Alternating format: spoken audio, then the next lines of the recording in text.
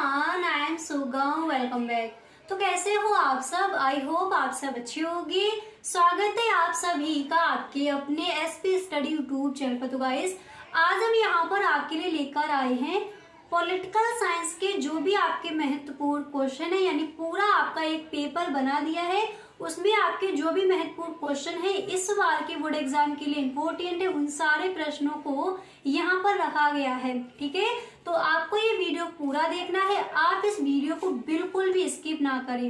Okay, जो भी आपके महत्वपूर्ण क्वेश्चन है पॉलिटिकल साइंस में, उन सारे प्रश्नों पर यहाँ पर हम डिस्कस करेंगे। तो चलिए बिना टाइम वेस्ट के वीडियो को स्टार्ट करते हैं। और गाइस, अगर सच में आपको ये वीडियो पसंद आए तो आप इस वीडियो को एक लाइक जरूर कर दें। तो गाइस, यहाँ पर देखिए आपका पूरा पेपर बना दिया है पॉलिटिकल साइंस का। देखिए इस तरह से आप अपनी तैयारी कीजिए कि इस बार के बोर्ड एग्जाम में पॉलिटिकल साइंस के पेपर में आपका एक भी नंबर ना छूटे।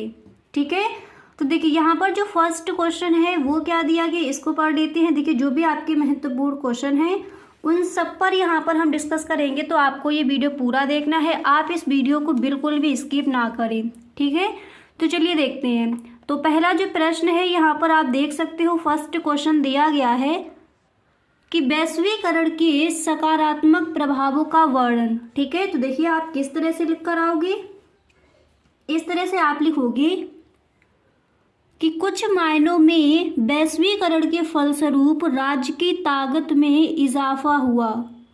अब राज्यों के हाथ में अत्याधुनिक प्रौद्योगिकी मौजूद है। ठीक है, किस तरह से आपको लिखना है एक बार दोबारा से समझते हैं। आप इस तरह से लिखोगे, कुछ मायनों में वैश्वीकरण के फलस्वरूप राज्य की ताकत में इजाफा हुआ है। अब राज्यों के हाथ में अत्याधुनिक प्रौद्योगिकी मौजूद है। एंड इसके बाद आपको यहाँ पर इस तरह से लिखना है कि जिसके बूते राज्य अपने नागरिकों के बारे में सूचनाएं जुटा सकते हैं। इस सूचना के दम पर राज्य ज़्यादा कारगर ढंग से काम कर सकते हैं। वैश्वीकरण के जो सकारात्मक प्रभाव है उनको यहाँ पर हम देख रहे हैं। ठीक है, अब देखिए इसके बाद आप यहाँ पर इस तरह से लिखोगे कि उनकी क्षमता बढ़ी है, कम नहीं हुई। इस प्रकार नई प्रौद्योगिकी के परिणाम स्वरूप राज्य अब पहले से ज़्यादा ताकतवर है। तो हमारा क्वेश्चन क्या था एक बार दोबारा से देख लीजिए। प्रश्न था कि वैश्वीकरण के सकारात्मक प्रभावों का वर्णन। तो अगर आपको यहाँ पर इसका स्क्रीनशॉट लेना है तो इसका आप स्क्रीनशॉट भी यहाँ पर ले सकते हो। और ये है आपका क्वेश्चन और इसका आंसर क्या हो जाएगा यहाँ पर आप देख सकते हो। ठीक है, अब इसी तरह से यहाँ पर आ जाइए नीचे। आपका जो नेक्स्ट प्रश्न है वो क्या दिया गया है उसको समझ लीजिए।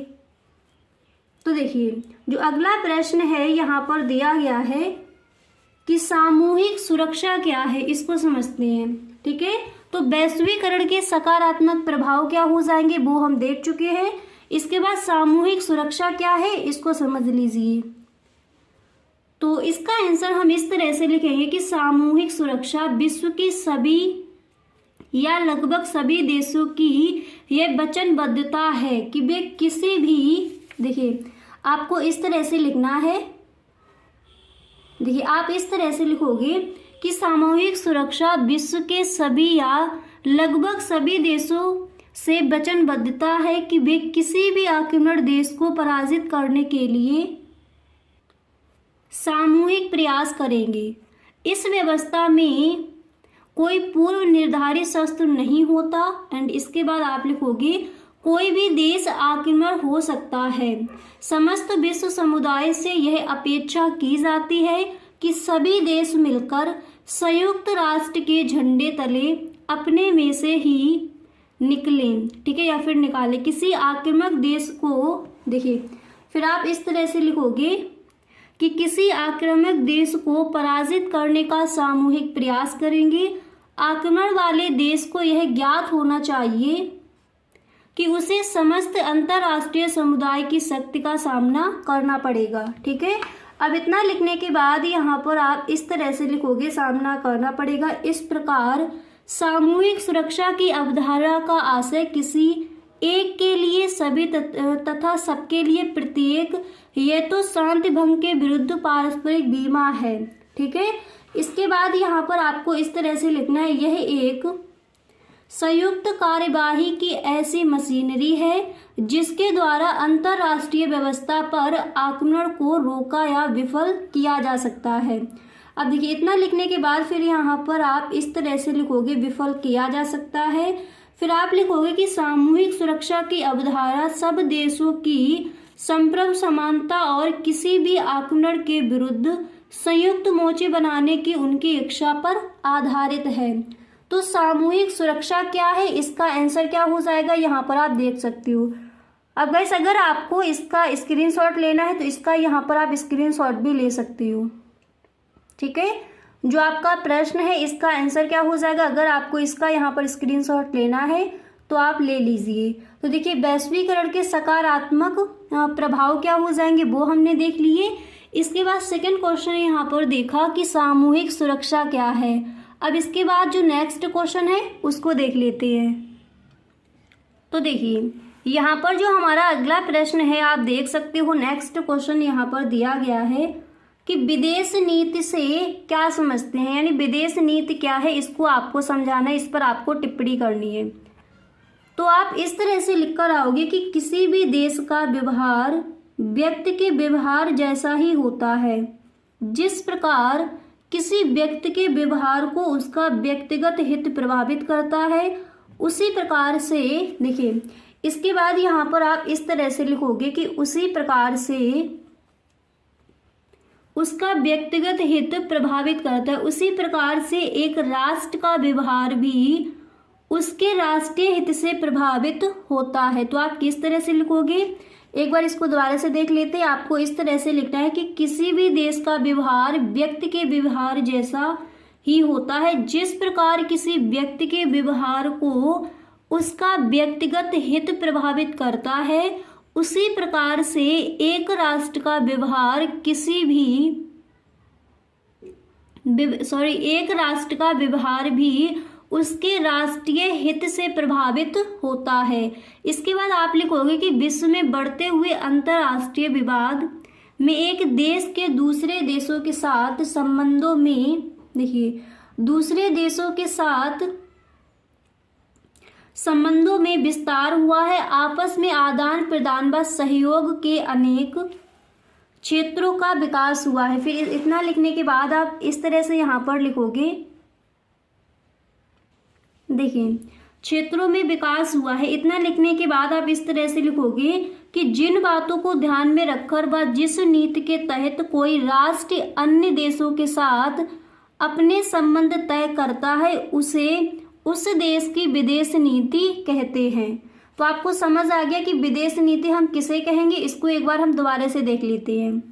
ठीक है, इस तरह से लिखेंगे कि जिन बातों को ध्यान में रखकर व जिस नीति के तहत कोई राष्ट्र अन्य देशों के साथ अपने संबंध तय करता है उसे देश की विदेश नीति कहते हैं। ठीक है, एक देश के अन्य देशों के साथ विभिन्न क्षेत्रों में संबंधों को अंतरराष्ट्रीय संबंध कहते हैं जिनका स्वरूप लगातार बढ़ता जा रहा है। तो हमारा यहाँ पर क्वेश्चन क्या आस्क किया गया था कि विदेश नीति क्या है, विदेश नीति से आप क्या समझते हैं। तो इस प्रश्न का जो आंसर है आप इस तरह से लिखकर आओगे, यहाँ पर आप देख सकते हो।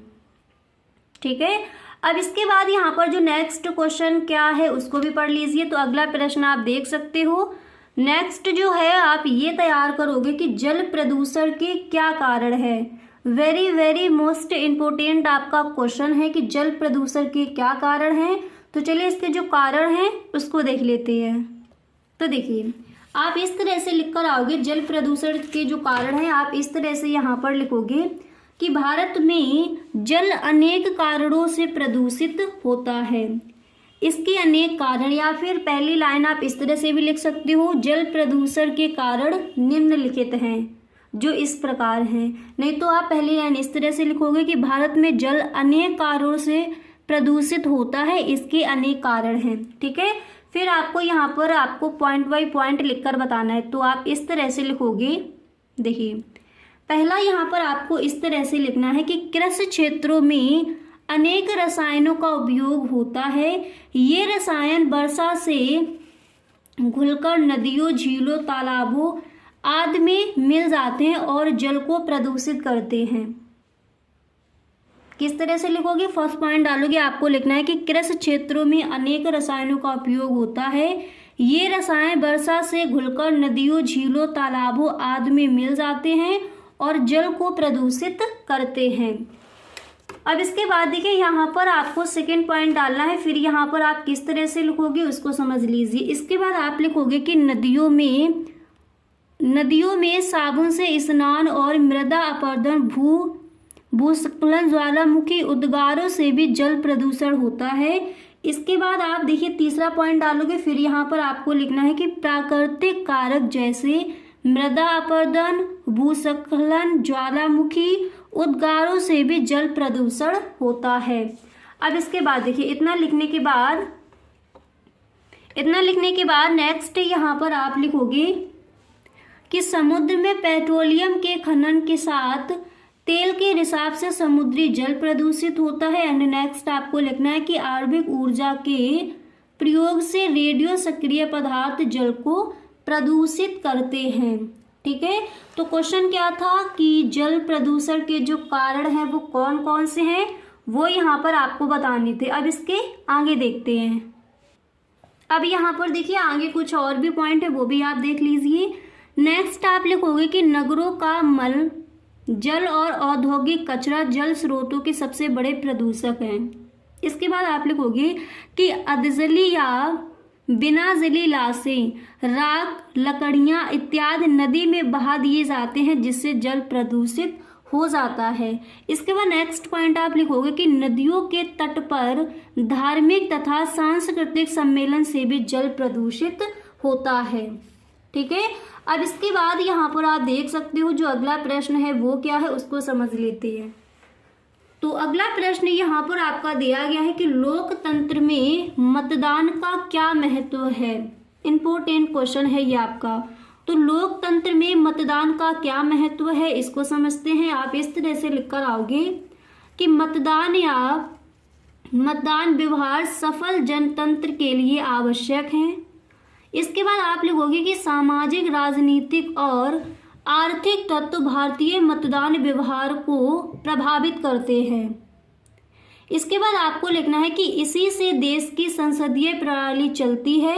एंड इसके बाद आप लिखोगे कि 18 वर्ष पूरा होने पर कोई भी व्यक्ति चुनाव में मतदान कर सकता है।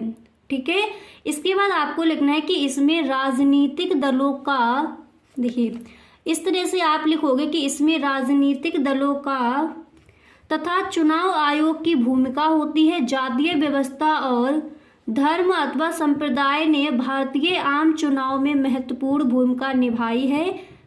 इसके बाद यहाँ पर आप लिखोगे महत्वपूर्ण भूमिका निभाई है। इससे भारतीय मतदान व्यवहार को बड़े पैमाने पर प्रभावित किया जाता है। तो हमारा प्रश्न क्या था कि लोकतंत्र में मतदान का क्या महत्व है। आप इस तरह से इस प्रश्न का आंसर लिखकर आओगे। अब जैसे अगर आपको इसका स्क्रीनशॉट लेना है तो आप ले लीजिए। देखिए अगर आप जो आपका क्वेश्चन था इसका अगर आप स्क्रीनशॉट लेना चाहते हो तो यहाँ पर आप ले सकते हो। ठीक है, अब देखिए इसके बाद जो अगला प्रश्न क्या है, नेक्स्ट क्वेश्चन आप कौन सा तैयार करोगे उसको समझ लीजिए। तो आप देख सकते हो जो अगला प्रश्न आपका है यहाँ पर क्या दिया गया है। तो देखिए जो नेक्स्ट प्रश्न है तो आप ये तैयार कर लोगे कि लोक अदालत क्या है। क्वेश्चन क्या है, लोक अदालत क्या है। तो चलिए इसको समझते हैं। आप इस तरह से लिखोगे कि लोक अदालत एक ऐसा मंच है जहां न्यायालय में लंबित मुकदमे के रूप में दाखिल किए गए मामलों को सौहार्दपूर्ण तरीके से निपटारा किया जाता है। ठीक है, अब इतना लिखने के बाद यहाँ पर आप इस तरह से लिखोगे कि यह सामान्य न्यायालयों से अलग होता है क्योंकि यहाँ विवादित पक्षों के बीच परस्पर समझौते के माध्यम से विवादों का समाधान किया जाता है। ठीक है, अब देखिए इतना लिखने के बाद फिर आपको यहाँ पर इस तरह से लिखना है कि वर्तमान समय में न्याय मिलने में जहां अधिक समय लगता है वहां लोक अदालत न्याय व्यवस्था का सुलभ साधन है। तो क्वेश्चन हमारा क्या था कि लोक अदालत क्या है। तो आप इस प्रश्न का आंसर इस तरह से लिख कर आओगे। अगर यहाँ पर आपको इसका स्क्रीनशॉट लेना है तो वो यहाँ पर आप ले सकती हो। ठीक है, प्रश्न हमारा क्या है कि लोक अदालत क्या है, तो इसका जो आंसर है आप इस तरह से लिख कर आओगे। तो आई होप गाइज आपको समझ आ गया होगा कि कौन कौन से आपके महत्वपूर्ण क्वेश्चन है जो इस बार के बोर्ड एग्जाम के लिए तैयार करनी है। गाइज अगर आप पॉलिटिकल साइंस के पेपर में पूरे के पूरे नंबर लाना चाहते हो तो आप एक बार प्लेलिस्ट चेक कर लीजिए, political science important question class 12, ठीक है, आपकी प्लेलिस्ट बनी है, उसको जाकर देख लीजिए।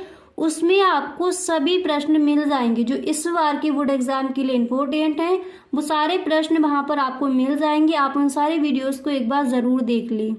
ओके, अगर सच में आप इस बार 90+ स्कोर करना चाहते हो तो इसी तरह से ऑल सब्जेक्ट के जो भी महत्वपूर्ण क्वेश्चन है उनको एक बार आप देख लें, ताकि इस बार के बोर्ड एग्जाम में आपका पॉलिटिकल साइंस के पेपर में एक भी नंबर ना छूटे। ठीक है, तो गाइस आज के लिए बस इतना ही, मिलते हैं नेक्स्ट वीडियो में। अगर सच में आपको ये वीडियो अच्छा लगा है तो अपने सभी दोस्तों में आप इस वीडियो को एक बार शेयर ज़रूर कर दें। Okay, thank you so much.